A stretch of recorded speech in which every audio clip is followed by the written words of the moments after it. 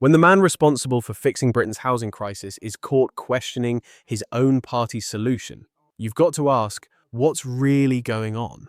Today, we take a closer look at newly surfaced footage of Labour's housing minister, Matthew Pennycook, who appears to distance himself from the very policy his party has pledged to implement, cutting red tape to build more homes and lower prices. Matthew Pennycook MP is our new Shadow Minister for Housing and Planning. Very pleased to have him here this morning. Matthew's also the MP for Greenwich and Woolwich, where he previously served as a councillor and as a trustee of Greenwich Housing Rights.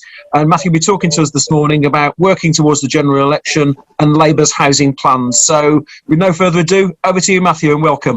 I'm sure you've all have come across this kind of phenomenon called the YIMBY phenomenon, but I get an incredible pile-on whenever I object on the basis of what I think are entirely reasonable grounds to developments which aren't appropriate, which don't have sufficient amenity, which are, contain 100% private luxury towers, etc., etc.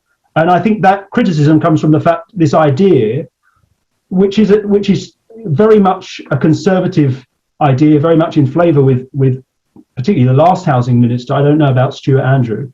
But that if we just liberalise the planning system and build as many houses as possible, it doesn't matter what tenure they are, doesn't matter what kind of developments and communities they're part of, that will bring prices down. I think we've got to have an honest conversation. With internal briefings already raising concerns about his stance and critics pointing to a deeper disconnect within the party, the question now is, can Labour deliver on its housing promises when the message isn't consistent at the top?